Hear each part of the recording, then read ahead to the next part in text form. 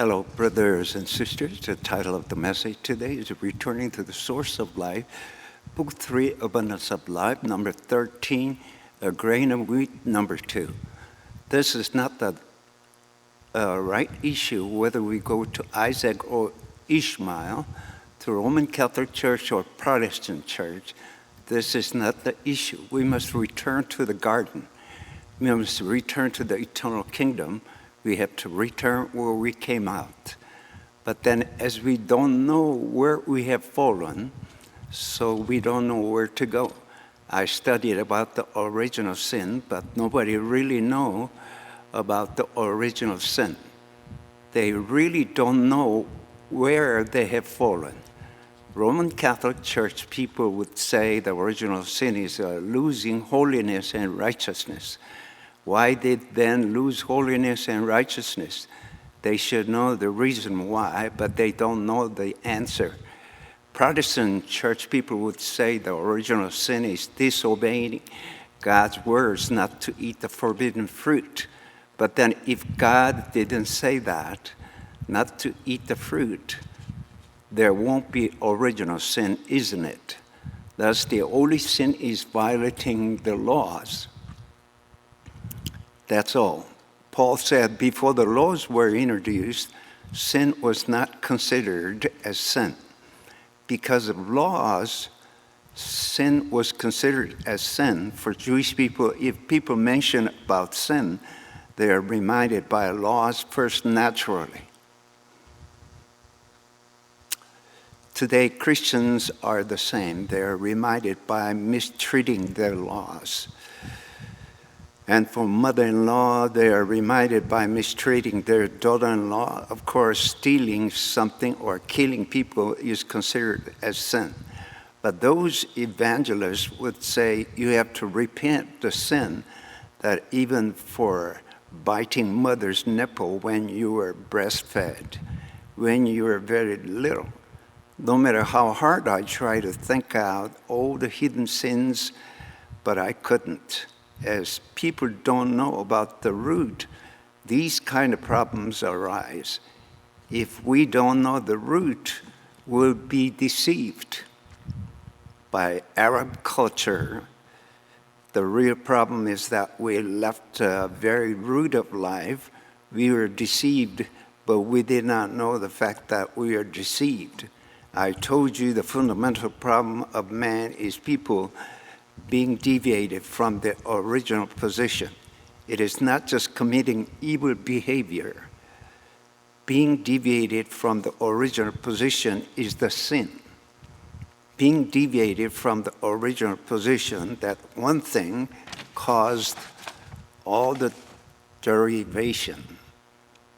One armed soldier became runaway soldier and fire in a random way and killed so many innocent people.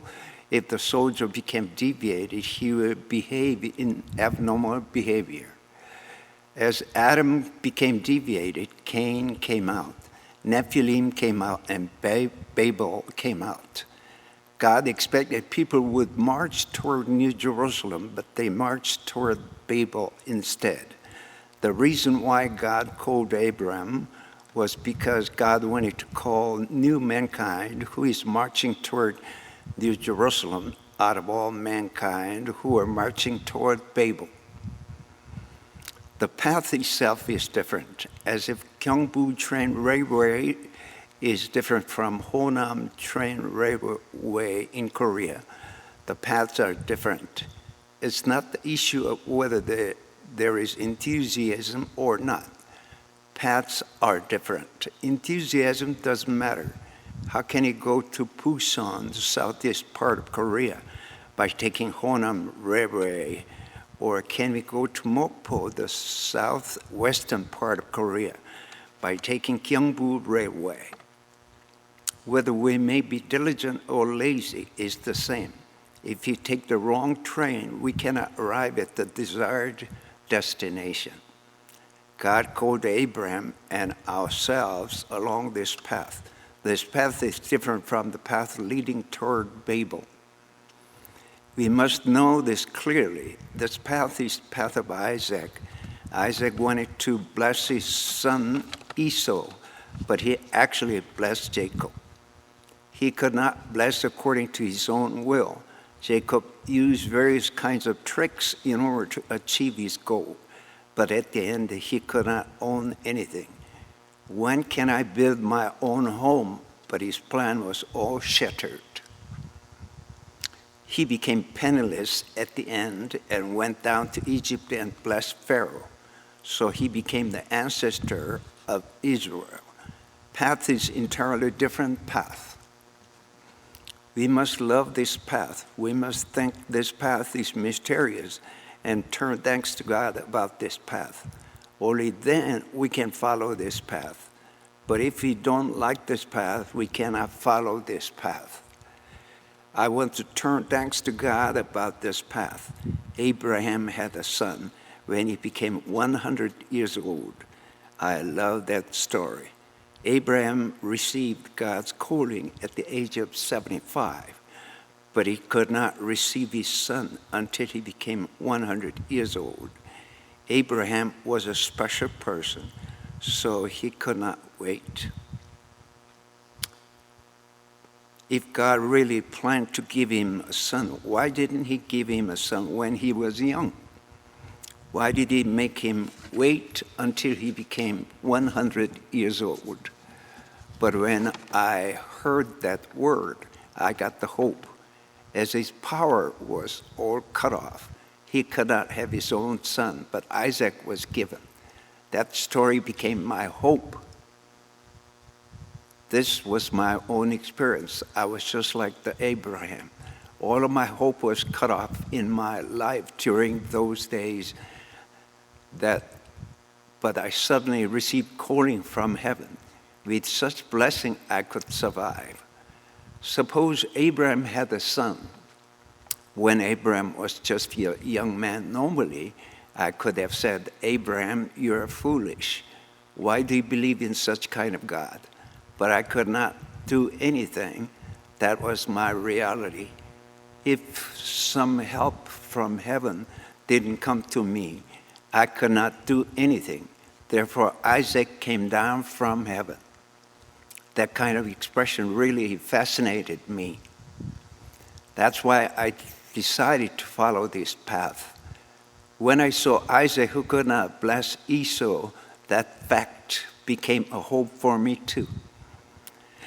When I have planned all failed, if I planned something that always ended up in failure, I became old enough, I have many experiences that I planned myself always ended up in failure. So much even these days, I still think I plan myself something may become successful, but I still experience failure so often. I thought it's my destiny, but God still blocked my plans. But I still turn thanks to God. I don't turn thanks to God when my plans ended up in success, but I turn thanks to God when my plans ended up in failure. It is so mysterious. I still turn thanks to God about what I planned ended up in failure. That's why it's a different path. The reason why people write their autobiography is to tell people about their successful life. And people who are reading autobiography is because they want to get the help from those successful people's experiences. I wrote my biography over 500 pages and tried to sell in 10,001. But not many people bought it. They may not feel it's worthwhile to keep as their book in their personal library. Suppose I would say I made a success in my life, then they would feel they can imitate my example. But I wrote, God had done everything for me. They don't feel it's worthwhile. But for some people, that book can make them happy. Therefore, they are in different paths. We are walking the different path. Greek people came to visit Jesus in order to get some wisdom. Nicodemus also visited Jesus in order to learn something, but Jesus unexpectedly said, If a kernel of wheat falls down to the ground and dies, bear many fruits. But if it doesn't die, it'll just remain a single seed. Anybody can say that. As he said that, it was just an empty conversation, just like listening to Zen dialogue. Redemption is to return to our homeland. So many famous theologians study about redemption, but why there is no conclusion about redemption? It is because they have no permanent domicile. They don't have common domicile. Therefore, they cannot get the conclusion. They must have birthplace. Only then they can have the place to return. If they don't know their birthplace, where can they find out the place to return? Some of our church members sometimes wander around. They even wander around, but they confess, I have a place to return. They know the fact that returning to church is returning to their birthplace. Some people return to church after 10 or 20 years of wandering around. Just recently, one sister returned to church after 20 years of wandering around. When she went out, she was 50 years old, and now she's 70 years old. She returned to church as if she came maiden home. Nobody hates her just because she wandered around for such a long time. We just thanked her for returning home instead. If they have the birthplace, they have a place to return. But if they have no birthplace, they have no place to return. If we all return to our own place, we will say the same thing, but as they have no place to return, they all talk about different things. We all must return to the source of life. We have to return to the purpose of God's creation. If then, all the complicated problems will be disappeared.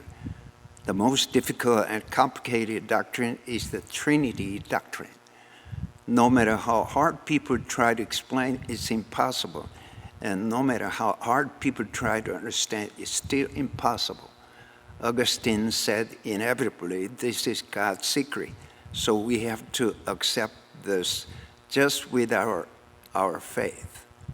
It is not perfectly concluded doctrine, but there are people just risking their life there. But if we return to the source of life, it's nothing to worry about or cause any problems. We should not insist Trinity doctrine is right. Well, we can return to the place where we were created, that's enough. God created me in order to make me his image. Christ is God's image, then everything is solved.